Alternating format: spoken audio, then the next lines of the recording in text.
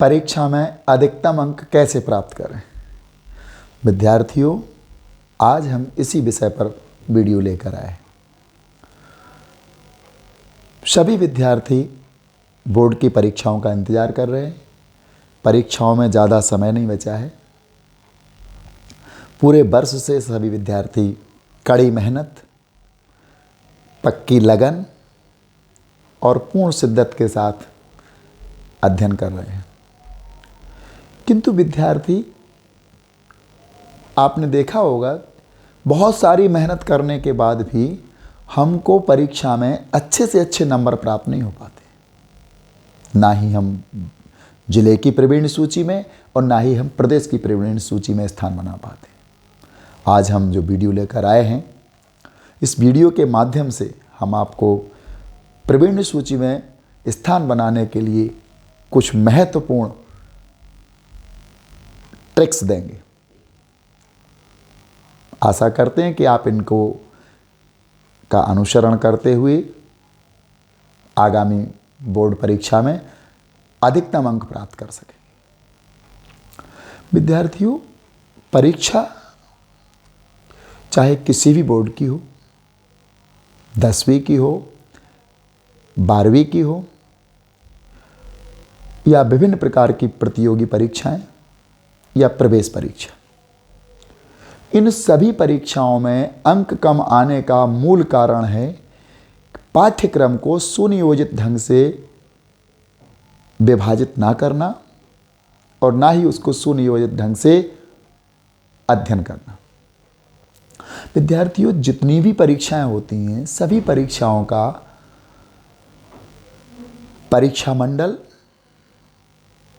या test agency एक पाठ्यक्रम, एक ब्लूप्रिंट जारी करती है, जिसके माध्यम से विद्यार्थियों को बताया जाता है कि किस परीक्षा में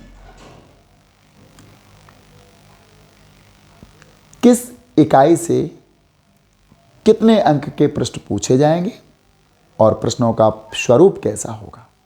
प्रश्न वस्तुनिष्ठ होंगे, 2 अंकीय होंगे, 3 अंकीय होंगे या 4 अंक के होंगे। यहां तक कि सभी परीक्षा बोर्ड, सभी परीक्षा मंडल, सभी टेस्टिंग एजेंसी इस बात का भी ध्यान रखती हैं कि वो अपने परीक्षा में सम्मिलित होने वाले प्रतिभागियों को ये भी बताते हैं कि किस सब प्रश्न के लिए कितनी शब्द सीमा निश्चित की गई है, जिससे कि आपको कितने अंक निर्धारित प्राप्त होंगे।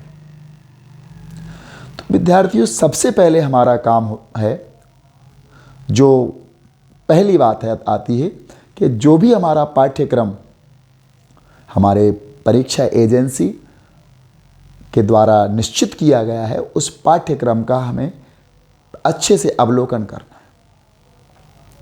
हम पुस्तकें तो पढ़ते रहते हैं, लेकिन हम ये पता नहीं कर पाते हैं कि किस पाठ से, किस इकाई से कितने अंक के प्रश्न आने हैं और इन प्रश्नों को हमें किस प्रकार से हल करना है, कितनी शब्द सीमा है इनकी, क्या समय सीमा प्रश्न पत्र को हल करने की है। इस बात पर कोई भी परीक्षार्थी फोकस नहीं करता है।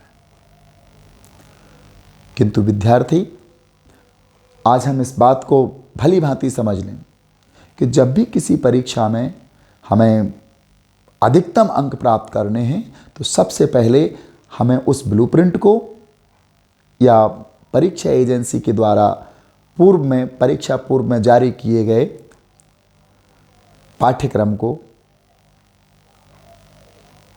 अच्छी तरह से देखना है, पढ़ना है। इसके बाद हमको ये देखना है कि अधिकतम अंक की इकाइयाँ कौन सी है। कुछ इकाइयों से कम अंक के प्रश्न पूछे जाते हैं, कुछ इकाइयों से ज़्यादा अंक के प्रश्न पूछे जाते हैं। तो हमको सबसे पहले ये देखना है कि अधिकतम इकाइयों के अधिकतम अंक पूछे जाने वाली इकाइयाँ कौन सी। हमको उन इकाइयों को सबसे पहले लेना है जिनसे अधिकतम अंक के प्रश्न पूछे जाने हैं। उन इकाइयों को बार बार पढ़ना है। बार बार पढ़ने का आशय हमारा यहाँ पर इस बात से है कि उस पाठ्यक्रम का हमें पूरा ज्ञान होना चाहिए। प्रश्न कोई निश्चित नहीं होता परीक्षा के लिए कि यही प्रश्न पूछा जाएगा।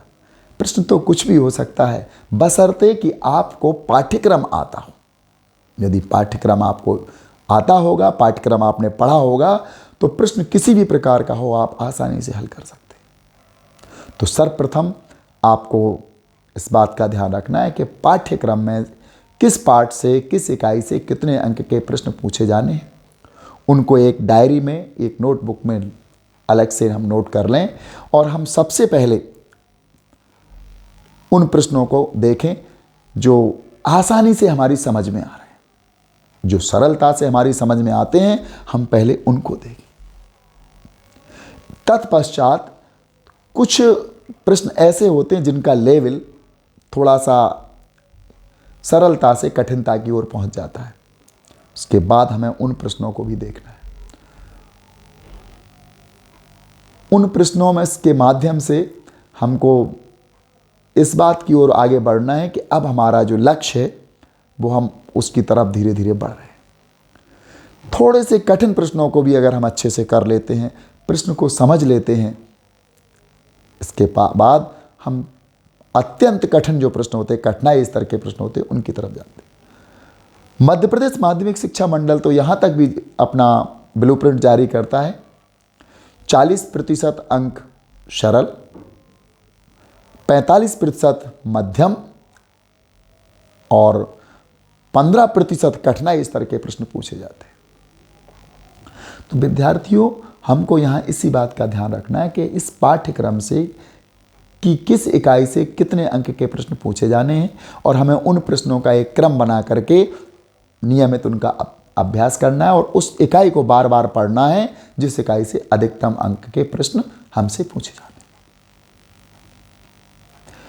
पढ़ते समय हमें किसी अन्य चीज़ों जैसे कि इलेक्ट्रॉनिक डिवाइस, टेलीविज़न, मोबाइल या अन्य किसी प्रकार की सोशल मीडिया से एक निश्चित दूरी बना के रखनी है, क्योंकि ये सारी चीज़ें परीक्षा के समय हमें बहुत बाधित करती हैं। हमें इन चीज़ों से पूरी तरह से दूरी बना के रखनी है। और जब भी हम अध्ययन करें, एनसीईआरटी की बुक को स्वयं रीड करें, स्वाध्याय करें, उस पाठ को पढ़ें। जो कठिनाई वाली उसमें कोई पंक्ति आ जाती है, कोई लाइन आ जाती है, कुछ शब्द ऐसे आ जाते हैं जो कठिन होते हैं, उन शब्दों को हमें अंडरलाइन करना है और उन शब्दों को जो रेखांकित आपने शब्द किए थे, उन शब्दों को जाकर के अपने सुयोग्य शिक्षक से पूछना है। जब आपके वो प्रश्न के जो कठिनाई की जो चीज़ें थी जिनको आपने रेखांकित या अंडरलाइन किया था, उनके जब हमको जवाब मिल जाएंगे, तब हम जा कर के हमारा एक पैराग्राफ कंप्लीट हो पाएगा कि हम अब किस स्तर तक पहुंचने वाले। परीक्षा में रात और दिन पढ़ने से अंक प्राप्त नहीं होते। परीक्षा में अंक प्राप्त होते हैं सुनियोजित तरीके से, क्रमबद्ध तरीके से। हमारा जो पढ़ने का क्रम है वो टूटना नहीं चाहिए। पढ़ने के क्रम में किसी प्रकार की बाधा या व्यवधान नहीं आना चाहिए। हम जो भी पढ़ रहे हैं उसको अगर क्रम के बद्ध तरीके से देखते जाते हैं, एक डायरी पर जैसे ही हमने ब्लूप्रिंट लिख लिया कि पहली इकाई 8 अंक की है, दूसरी इकाई 17 अंक की है, तीसरी इकाई 5 अंक की है, इस प्रकार से हम इकाई बाई इकाई इनका अध्ययन करते जाएं और उसको टिक मार्क करते जाएं। जहाँ तक परीक्षा मंडलों का सवाल है, तो ज़्यादातर परीक्षा मंडलों ने इस समय अपना परीक्षा कार्यक्रम भी घोषित कर दिया है। परीक्षा कार्यक्रम के माध्यम से हम इस बात का पता लगा लेते हैं कि कौन से पेपर को या किस विषय के का जो प्रश्न पत्र है वो कितने तारीख को है और अगले प्रश्न पत्र के और इस प्रश्न पत्र के बीच में कितनी समय अवधि है। जिस प्रश्न पत्र के बीच में ज़्यादा गैप आ जाता है उस प्रश्न पत्र को थोड़ा सा पीछे कर देते हैं। इसके पहले हमें उस प्रश्न पत्र पर ध्यान देना है जो प्रश्न पत्र के बीच में गैप कम है। मान लेते हैं कि आपका जियोग्राफी का पेपर 24 मार्च को है और सोशियोलॉजी का 26 मार्च को। इन दोनों प्रश्न पत्र के बीच में 2 दिन का गैप है। शेष प्रश्न पत्र के बीच में 10 से 12 दिन का या 8 दिन का कम से कम गैप हमें प्राप्त हुआ है परीक्षा कार्यक्रम को देखते हुए। तो हमको यहाँ पर सबसे पहले योजना बना के चलना है कि हमें जिस प्रश्न पत्र के बीच में गैप कम है, पहले उस विषय को तैयार करना। और तैयार करते समय हम अपने मित्रों को, अपने ग्रुप के साथियों को बिठाल करके एक दूसरे से प्रश्न पूछ सकते हैं, जिससे कि हमें पता चले कि हमको क्या है। विद्यार्थियों, एक समस्या, एक शिकायत हमें अक्सर विद्यार्थी हमसे कहते हैं, अक्सर एक ही शिकायत आती है, विद्यार्थियों की भी आती है और यहाँ तक कि अभिभावक ही हमसे एक शिकायत करते हैं कि हमारा बच्चा या मैं स्वयं, जो विद्यार्थी पूछता है वो मैं अपने स्वयं के बारे में पूछता है, पढ़ता तो बहुत हूँ, पूरी रात पढ़ता हूँ, पूरे दिन पढ़ता हूँ और अभी अभी मैं ये प्रश्न याद करके आया था, किंतु आपके समक्ष जैसे ही मैं आया इस प्रश्न को भूल गया। विद्यार्थियों, आप लोग सबसे बड़ी गलती करते हो। आप कभी प्रश्न, जब भी आप प्रश्न याद करते हो तो प्रश्न नहीं करते हो आप याद, आप उसके उत्तर को याद करते हो। आप कल्पना करो कि एक पेज में 5 प्रश्न और 5 उनके उत्तर लिखे हुए, और आप जब पढ़ोगे तो प्रश्न पर तो थोड़ी सी नज़र डालोगे, किंतु उत्तर को बार बार पढ़ोगे। उत्तर को रटने से, उत्तर को बार बार पढ़ने से याद नहीं होता है। याद होता है सबसे पहले प्रश्न की जो लाइन है, उस प्रश्न को अच्छे से पढ़ो, अच्छे से समझो। यदि आपके दिमाग में उस प्रश्न का आशय सही तरह से बैठ जाता है, उस प्रश्न का आशय आप सही तरह से समझ लेते हो, तो निश्चित रूप से उसके उत्तर देने में या उत्तर को याद करने में आपको जरा भी कठिनाई नहीं होगी। इसलिए हम सभी विद्यार्थियों से बार बार यह कहते हैं कि यदि आप परीक्षा में अधिकतम अंक लाना चाहते हो तो उत्तर जितने बार पढ़ते हो उससे कहीं ज़्यादा आपको प्रश्न पर ध्यान देना है। जब तक आपको प्रश्न का सही आशय, सही अर्थ समझ में नहीं आएगा, तब तक आप उत्तर दे ही नहीं सकते हो।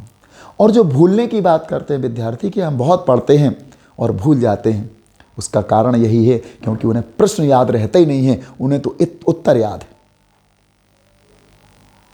हम माध्यमिक शिक्षा मंडल मध्य प्रदेश भोपाल द्वारा आयोजित परीक्षा की कक्षा 10वीं 12वीं की परीक्षाओं का मूल्यांकन करने के लिए जब जाते हैं तो देखते हैं उस कॉपी में जो उत्तर पुस्तिका आती है मूल्यांकन के लिए, तो उस उत्तर पुस्तिका में एक प्रश्न कुछ पूछा था, आंसर कुछ लिख गया बच्चा, और बहुत अच्छा लिखा उसने जो आंसर लिखा, लेकिन वो उस प्रश्न का आंसर नहीं होता, वो उस प्रश्न का उत्तर नहीं होता है। इसका सीधा सीधा संबंध इस बात से है कि उस बच्चे ने प्रश्नों पर तो ध्यान दिया ही नहीं, उत्तर तो बहुत सारे उसको ने रट लिए थे। इसलिए विद्यार्थियों, आपसे हमारा विशेष कहना है कि आप सभी लोग, सभी विद्यार्थी सर्वप्रथम किसी भी प्रश्न को समझें, जो भी प्रश्न है उसका आशय समझें, प्रश्न को अच्छे से पढ़ें, प्रश्न के बारे में किसी भी प्रकार का एक भी शब्द की अगर कोई कठिनाई हो, उसका आशय आपको समझ में नहीं आता, तो अपने गुरुजनों से, अपने शिक्षकों से उस प्रश्न का आंसर समझें, प्रश्न का आशय समझें। जब आपके दिमाग में प्रश्न का आशय आ जाएगा, हमारी गारंटी है उत्तर 80% आपके दिमाग में छा जाएगा। जब तक आपके दिमाग में प्रश्न रहेगा, उत्तर स्वतः बनता हुआ जाएगा। जैसे ही प्रश्न आपके दिमाग से निकला, उत्तर आपके दिमाग से हट जाता है।